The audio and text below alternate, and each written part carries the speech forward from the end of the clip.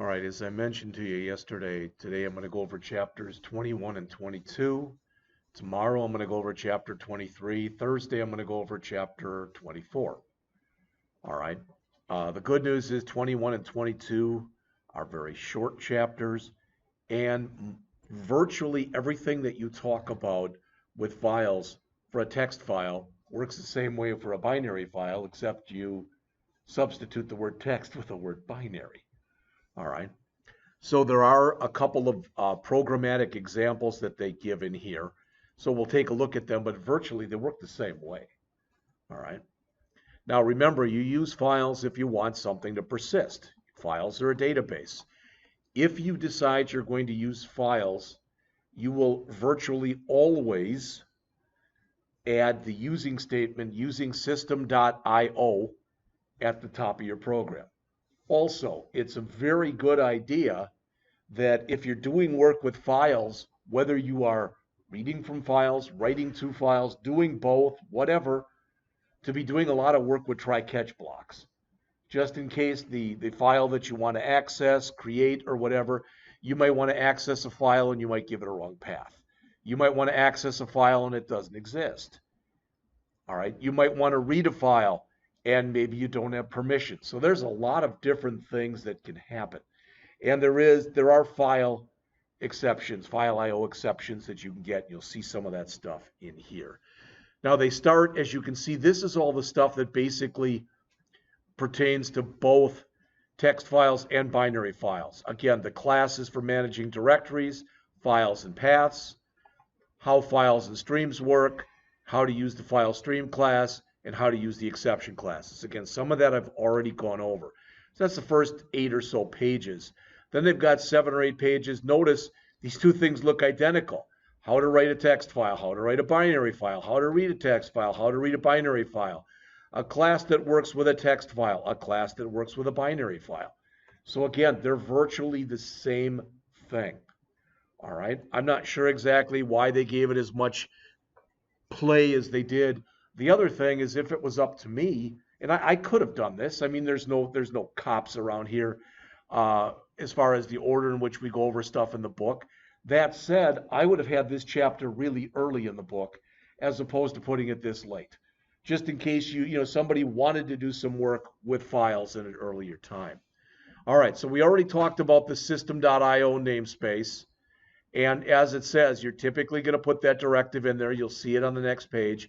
And then it says there, the second example shows some of the methods of the directory class, and the third shows some of the methods of the file class. So when you look in here, I mean, you all know what directories are. Directory used to be a hot word. Most of the time today, people use the word folder. But we're talking virtually about the same thing. All right. Files, I think you know what those are. The path is how you get there. So in other words, if you look up on the screen right here, and you can see what I've just highlighted, all right, what is that? Well, that's an example of a path, right? So there's the path. Kind of ugly, but you can see it, HTTPS, etc. It's the whole path. Now, again, if I tried to write something out to that path right there, it would fail. And it would fail because I do not have the right to write something out to vitalsource.com. I'm not an author, I'm not a contributing person out there, but I can read that as long as I have permission to read it. Now, if you tried it, if I sent it to you and said, now go read this, you probably wouldn't be able to, because my guess is that none of you in here have an account on vitalsource.com. All right, which you need to be able to read this. All right. One of the things that we're going toward in here, just so you're aware of this, is eventually, I don't know if it'll start in fall, but my guess is it'll start a year from fall. And that is, all of the books that you use in here, people will be required to get a book, and all books will be digital. All right. And the reason for that is we're getting into where we're starting to use software that's called perusal. And with perusal, what happens is everybody can open up that file at the same time. And if you've got a question on it, you can click on it and you can literally put an annotation on the side of the article where you can ask a question. And then other people can either attempt to answer that question, or if no one knows the answer, the instructor can answer the question, etc. All right? Because, what has been determined is that students today, and it's not just today, it's since I've been teaching. If I give a reading assignment, on average, if you had to guess, how many people, if I said for tomorrow, read chapter 23, how many people on average do you think read it? If you had to guess, just take a guess. 700. No, what percentage of people would read it? Half. Yeah, 50%. That's what they found. So what they want us to be doing more and more in here is less lecturing and more doing, which does make a lot of sense. The problem with that is, if I'm going to come in here and I'm going to be doing, I have to assume that you've read the assignment. All right? And what's happening, and Mr. Corrigan has even done this with some of his stuff, not with Peruzzo, but he's created lectures at his house, and students come in here and then they watch his lecture. Now, I could do the same thing, all right? But the advantage of doing that is he's able to do it and he can stop it at any time if somebody has a question. Now, I can do the same thing if you've got a question. I understand that. But basically, I know exactly how long it's going to take. Whereas if I do a lecture like this, I don't know how we might get sidetracked or whatever, all right? But the other thing about that is what you will be required to do to prove that you've read the articles is you will be required to make comments. So if you've got questions on things or a comment on something, and you might say, well, I could do that. Yeah, but these perusal tools, they have analytics in there. So in other words, they will be able to say how long you spent on the article. Now, how do you get around that? Well, you could just open the article up and leave it open for a couple hours. So there's ways around everything. And you might have to make 3 comments on each chapter that you read, something like that. And you might say, well, you know what? Gabriel just made a good comment. I'm just going to copy his. There's all sorts of analytics that do that. And they even gauge your comments. So, if Gabriel writes a comment in there that's really pertinent and really good, then Christopher comes in and writes down, that was a good comment. That's not a comment. Do you understand what I'm saying? Because they're doing what they can to try to force people, because what they're finding out is there is a direct correlation between people who do or do not read before class and people who understand what's actually gone over in class. And like I said, this has been a problem forever. It's not that it's you guys or whatever. It's just they've been trying to work on stuff like this for a long, long time. The interesting thing, and I went about a week ago today, I went and I listened to a webinar, all right? And it was about 2 hours long, and the guy who created Perusal was giving the webinar. It could have been much better, because what he did was he kind of lauded his success stories, which is fine, but he didn't really show a lot on how to use it. And I found out later it's because there were about 150 people on this webinar, and about 2/3 of them were already using it. All right. So I suppose he thought that to sit there and say, well, I'm going to show you how to do this stuff, but it would have been good for the 50 or so of us who have never used it. All right. And there's not a lot of documentation out there. The other thing is the guy who created this, he's a professor at Harvard. So you could probably guess he has a different clientele that comes into his classroom as opposed to most other colleges. I'm not saying just this one, I'm saying any college. All right. Because, let's face it, it takes a heck of a lot. I couldn't get into Harvard. All right. I didn't have good enough grades.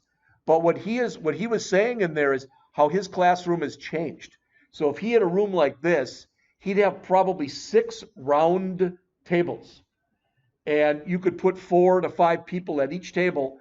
And with a lot of the seating, they couldn't even see up on the board here. So what he does is he requires people, he puts some lectures out there, he puts some videos out there, he puts some readings out there, and he requires people to go through that stuff first, all right, and then comment on it, etc. And then in class, they just do. All right. Now, how is this going to work? I'm not sure. Mr. Smith from the St. Louis campus is already trying it, at least somewhat.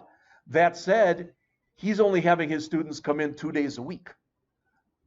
All right. And so I'm not sure if he's got any data yet on whether or not this is working, how it's working, etc. But like I said, it's an interesting concept, and I'm in favor of anything that makes people, or helps people, I should say, learn better. All right, so back to what we're doing. So paths, how do you get there, etc. So here's some common methods. Does the path exist? Meaning, in other words, can you get to that directory? All right, how to create a directory, how to delete a directory. Notice the directory must be empty when you use this.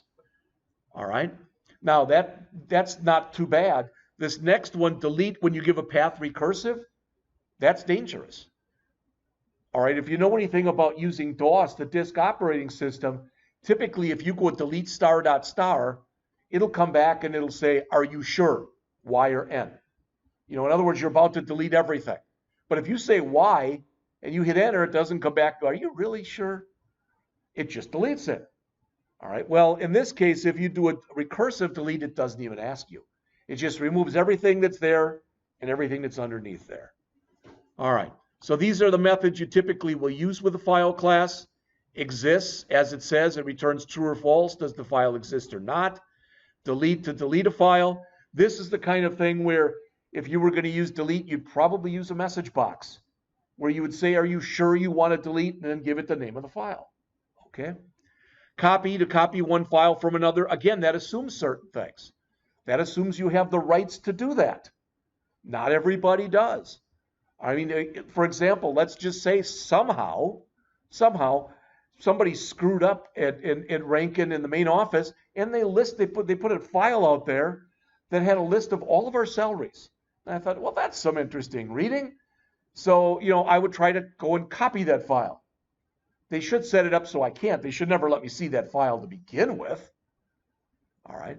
But what I do a lot of times, if I find something like if this page right here, if I thought this is a really good page right here, what I'll do is I'll hit my print screen button on my computer.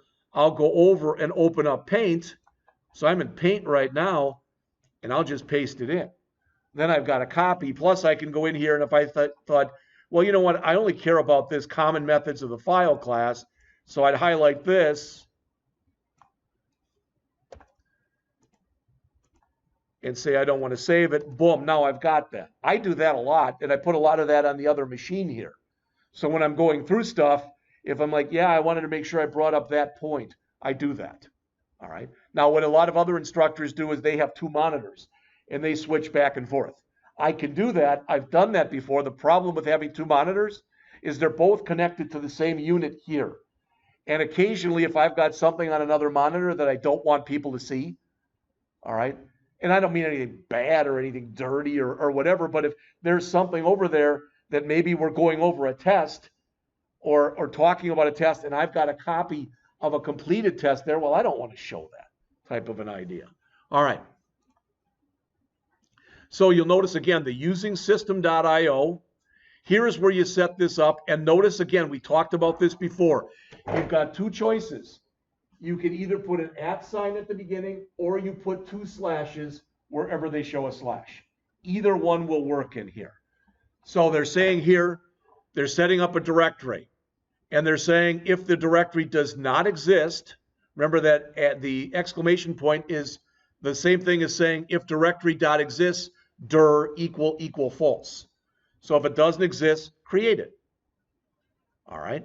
And here, the same kind of thing. But you're creating directory plus products.txt. And then you're saying if the file does exist, delete it. Now, there could be other code that's in between these lines too. All right. So again, as it says, the classes for managing directories, files, and paths are in system.io. To use it, you put in that directive, and those are some of the main methods. Now, this is probably one of the more confusing pages in here because they talk about streams. All right. So first it says here, text files and binary files, and they're going to show each. But it says in a text file, all the data is stored as characters, meaning readable characters. So any file that ends with .txt that you've created, you're not going to be able to put in things like bolding, underlining, etc. You can't have like we've had with databases where you've got data types. You can't do stuff like that. It's just plain text. All right. On the other hand, as it says, with a binary file, it can include regular text, but it can include other things like data types. Now, the good news is virtually every programming language, not just C#, will handle both text files and it will handle binary files. But as it says, to handle I/O or input-output operations with either type, the .NET framework uses streams. And this is the way it works in virtually every programming language, just so you know. The nomenclature, in other words, the syntax and the discussion about it might be a little different, but the way it works is pretty much always the same. It says you can think of a stream as a flow of data from one location to another. In other words, in an output stream, it would typically be from your monitor to a file. All right, from the input stream, it would be from a file to your monitor, or from a file to the printer, something like that. All right. So it says to work with streams, you use the classes summarized in the figure. It says to create a stream, for example, you use the file stream class. So you use file stream whether you're working with a text file or a binary file. But to read data from a text stream, you use stream reader. All right. And what you'll see in just a bit is there's another one for binary files. All right. Now, they also mention here too, it says typically when you save text in a binary file, you give it a .txt extension. That's just standard. If it's not a binary file, you can give it anything you want. In this book, they use .dat for data. All right. So again, there's an example of a text file. Anybody can read it. You'll notice when you look at the binary file in a text editor, you can read some of it, but then when it gets to stuff that's formatted, you cannot read it. It doesn't know how to understand it. So here is, I'm not going to read this to you, but again, those are the two types of files that you can work with, text files and binary files. And you'll notice then, stream reader, stream writer, binary reader, binary writer. So it's virtually the same thing. The only difference is the type of file that you're working with. That's it. So they go in here and they talk about how do you use these. And notice they say you'll use the file mode, the file access, and the file share. The mode hopefully makes sense. In other words, is it read mode? Is it write mode? Is it read-write mode? And there's even more than that. Typically, if you try to open a file in read mode and the file does not exist, you get an error. Typically, if you try to open up a file in write mode, and again, it always depends on the language, etc., that you're using. But usually if you try to open up a file in write mode and it doesn't exist, it will create it. If you try to open up a file in write mode and it exists, it opens it, but it puts what's called the file pointer right at the beginning of the file. So if you start writing it, it overwrites everything that's there. So typically, if you want to go and open up a file and write to it, you'd want to open it up in append mode. So if the file doesn't exist and you open it in append mode, it'll create it. If it does exist, it'll put the file pointer to the end of the file, right, rather than the beginning of the file. All right, and there's a lot of text in here that goes over this stuff, and I'll let you read it on your own. But it's very, you know, I've kind of hit the high points. So again, there's append. All right. Notice it says this can only be used with writing, and that should make sense. How can you append if you're reading? That doesn't make any sense. All right. And there's other ones in here. Notice there's create new. So if you're going to use create, really you should always use create new, which means that if you try to, you know, it doesn't allow you to overwrite an existing file. All right. And again, much of this stuff, as we've already talked about, is going to be done inside of a try-catch block. All right. All right. So then there's read, write, and there's write. And again, there's other things that you can typically use too, in addition to these. Notice as it says, read, write is the default, where data can be read from and written to a file. All right. There's also file sharing. So in other words, if you create something, do you want to let other people use it? All right. I know in the afternoon class, I've got my students are working on their projects, their Android projects. And they're both, each one of them is doing a different type of game. Well, at least with one of them, he wants to be able to set it up so that other people could potentially use the game, keep track of high scores, etc. All right. Well, then there's got to be some sharing that takes place in order to be able to do that. So as it says, operating system level permissions may limit which file access and file share options you can use. All right, what does that mean? That means, for example, if I try to write to one of your machines, let's say, I can only do that if you give me permission to do it.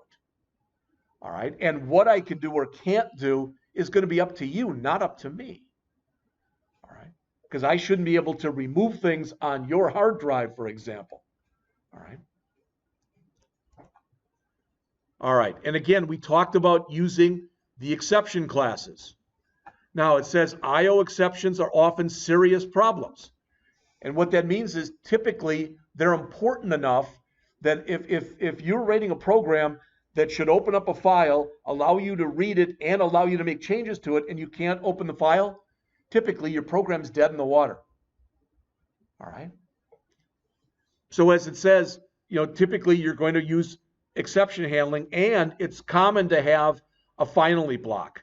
And in the finally block, if the file was open, you close it in there. Now again, typically with most programming languages, if you forget to do that, or you say, forget it, I'm not putting in a finally block, when the program ends, the file does close. But you could leave it open longer than it necessarily has to be open. So if we look at the example that they have here, hopefully, again, that just makes sense. Now, again, you should understand this. A file not found exception is a more specific exception than a directory not found exception, which is a more, so this is more specific. This is more specific, the directory not found, than the I/O exception.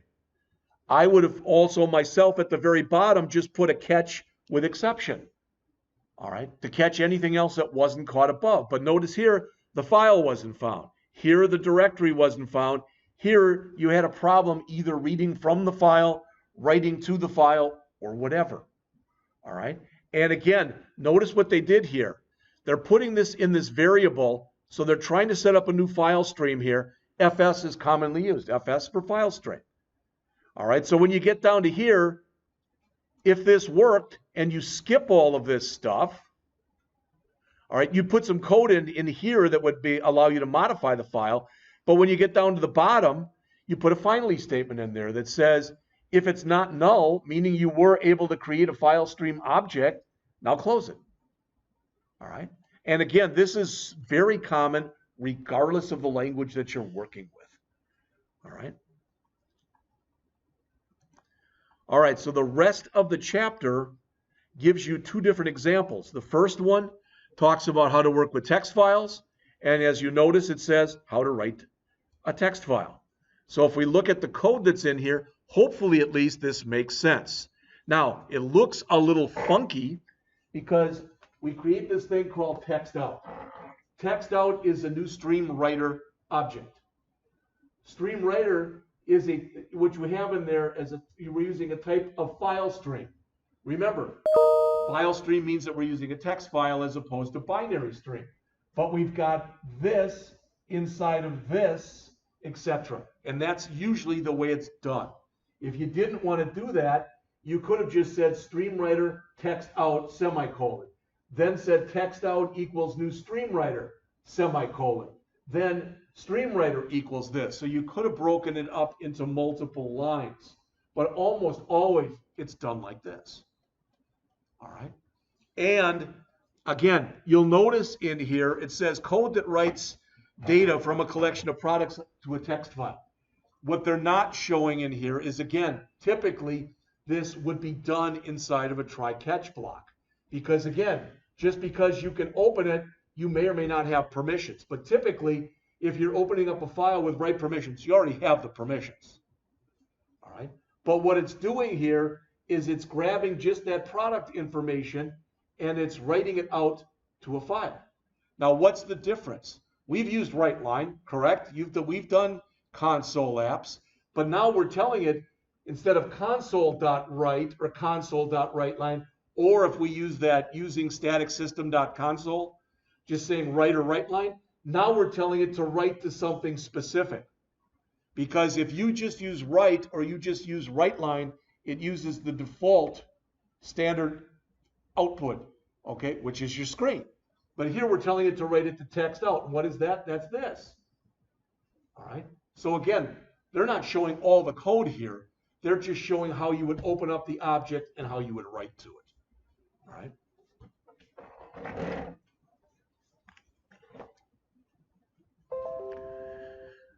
And it even does some stuff for you. Notice what it says here. If the data type that's passed to these methods isn't already a string, they will automatically call the toString method for you. So in other words, right there, we didn't have to say product.price.toString. You could still say it. And if you wanted to format it with the $, you probably would say that. All right, so you'd say .toString, and then inside of the parentheses, double quote, C, double quote. All right. It says, if the fields that make up the record are stored in individual variables, you will need to concatenate these variables to construct each record, and you will need to add special characters to delimit each field. What does that mean? That means that in here, notice what they're doing. They're writing the code. They're manually adding a pipe sign. Since this is write, you remain on the line you were on. Then you write the description and another pipe sign. Then there's a write line, so you have the price. All right, so in other words, it would have a little bit of formatting to it. Might not be the greatest, but it would work. All right, so that's how to write. Then it's how to read. So before we just used a stream writer, now we use the stream reader class to do this. All right, and notice it says there are 3 different read methods. You can read stuff a character at a time. Now you think about that. If it's a big file, why would you want to read a character at a time? Maybe you only wanted to read up to a certain point. Or maybe there was a certain character you were looking for. There could be a lot of reasons. All right. A single line. Well, if we looked at that example, this one we just did here, hopefully this makes sense to you. What you're going to have in here then in this file is you're going to have a list of products. Each product would basically be a record. All right. So if I wanted to read it a record at a time, what I might want to do then is I might want to just read it a line at a time. Or what you can do is you can take everything and stick it into a big buffer, and regardless of how big the file is, you can read everything in at one time and then work on it a piece at a time. So they show you examples of each, and they talk about these. Now, one of the important methods in there, if you look up on the screen here, is the peek method. Peek is a look ahead, so it looks at the next line or the next character, and if there isn't one, it returns -1, which means you've reached the end of whatever it is you're looking at. All right? Because typically, if you attempt to read beyond the end of a file, all right, depending on the type of file you're working with, like with a text file, there is something that's called an EOF, or an end of file marker that's in there. And typically, if you attempt to read beyond the end of file marker, the program will automatically crash. And that's why you would use something like this. So notice, as it says there, notice what we have. It says code that reads, so it looks very similar to what we just saw, but we had text out, we had stream writer, all right, but we did have a file stream. And notice in here, because I probably didn't mention it on the other one, it showed we want to create it and we want to write access over here. Whereas over here, we don't want to create it. It should already be created. So it's got open or create. So if it's not there, it will create it, but it'll be empty. And it's read access. All right. And what we're doing here is it does allow us to go back and forth. What am I talking about? Well, for instance, remember when we did that simple data entry project not too long ago? All right, let's just say that we had 50 records. That would have been a pain in the butt to ask you guys to go and type in 50 records. But at that time, if we had talked about files already, it would have been a lot nicer to be able to read in a file with 50 records in it and just make our way through them that way. All right. So as it says, you use a stream reader object to read data from a text file. Because the records they end with a line terminator, typically you hitting enter. So notice it's usually a carriage return and a line feed. Remember that \R\N I had to put in? That's a carriage return line feed. The R is return for carriage return. The N is for line feed. All right. Typically, as it says, you use read line to read one record at a time. All right. Then it says if the fields are delimited by special characters, you'll need to parse them using the techniques in Chapter 9. In other words, the system is as smart as the code you put into it. And we already mentioned the peek method, so nothing new there. All right, so here's a class, as it says, that works with a text file. It says back in Chapter 12, you learn how to develop an application that used this business class named product. It says you also learn how to use two static methods in there to add new products, but you didn't learn how to code the database methods. So let me just see if they show the picture. No, they don't show a picture in here. So let's just take a look at it. All right. So as it says, this is a class that works with a text file. As we already mentioned, this will necessitate you using system.io. We're also working with lists. So we need the using system.collections.generic. So you come in here, this is your product DB, your product database class. So notice we've got a directory and we've got a path. So in other words, the directory is how you get there. The path is the directory plus the product that you want to read. All right. And this is attempting to go through and look into this. All right. And it says, okay, I've got these list of products. If the directory existed, all right, if it did not exist, create it. Then have your input object use a stream reader and peruse your way through it. Okay, so that should show you all of the existing products. But not only do you want to see the existing products, you also want to be able to add new products and save them. So that's what they're getting to down here. So the example that's here shows you an example of both, all right, using the stream reader and the stream writer. Does that make sense? All right. And then they go through and basically replicate a lot of the stuff that's in here, but they do it using a binary file. And again, if you do all this stuff, I just want you to realize this. If you do all this stuff, and instead of using the binary reader and the binary writer, you use stream reader and stream writer, it probably at least will still work. It's just that your output will be garbage. All right. So anytime it finds a character that it can't comprehend, it'll try to print it out. And I've shown you this kind of thing before. So I've got this file right here. Let's see. Was looking at this thing this morning. It's called one-to-one relationship. All right. So if I take this file and I go into Notepad++, it could be any simple text editor, and I do a file open, and I've got it in here, and in here, and here. That's what it's going to look like. All right. You may be able to make your way through here and see some stuff. The problem is these are all different codes for Microsoft Word. So it depends on the particular package that you're using. All right, but typically if you open up a file like this, it just means that you're trying to open up a binary file in a non-binary editor. All right, or the wrong binary editor. If I tried to open up this file in Adobe Reader, for example, or if I try to open up an Adobe Reader file in Word, you can do it, but usually there's either you have to add a plugin or you have to tell it exactly what it is you're trying to do.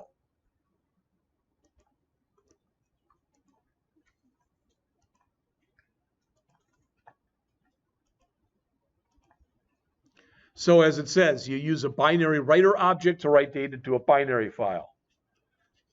As mentioned, in most cases, you'll write one field at a time. This is almost going to be the same program that they showed before. The only difference between them is, again, at the beginning, instead of having binary writer, Well, we have binary writer instead of stream writer. All right. And the same thing with reading. Now, you'll notice these are virtually the same things that we saw before, except remember that since now we are working with binary files, it can work with data types. So it can figure out, oh, it's a Boolean you've read. Oh, it's a byte, which is a very small integer. Oh, it's a character or a decimal. You don't have those things with stream reader and stream writer. You don't, because it's regular text. It doesn't understand what that means. So you can come in here and you can do more work. You can let the system know. Why is that even important?